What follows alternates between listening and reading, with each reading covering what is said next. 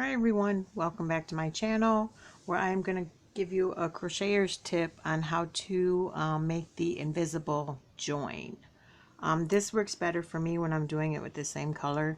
I have been working on it for months now, and it works most of the time. Sometimes it doesn't if I'm not paying attention, but the only thing I suggest is if you're really determined to learn this technique, just to practice. Practice will get it going for you.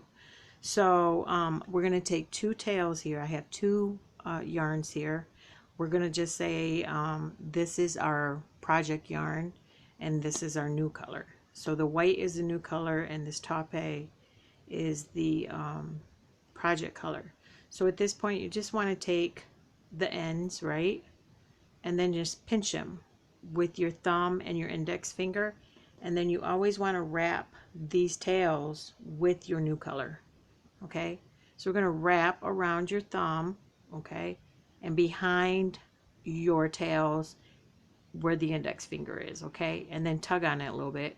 So that's one time around. We're going to go around again, go down, tug on it a little bit, and at this point we're going to take this new color and push it up, okay, and tug on that too.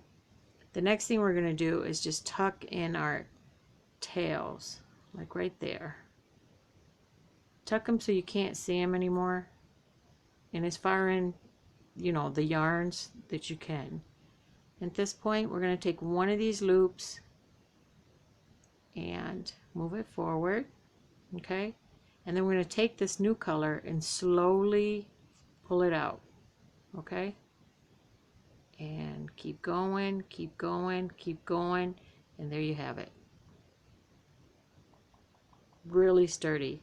And if you want just to clean up the little knot a little bit, you can just take your scissors and then just cut the little ends off. And there you have it, the invisible knot. So don't forget to subscribe to my channel, like, comment, share the video. Again, this works. You just have to practice.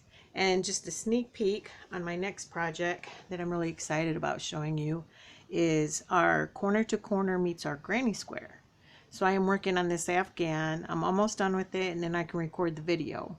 But what this is a 1, 2, 3, a 6 by 6 square, corner to corner square, and it's joined with our granny pattern with the continuous join.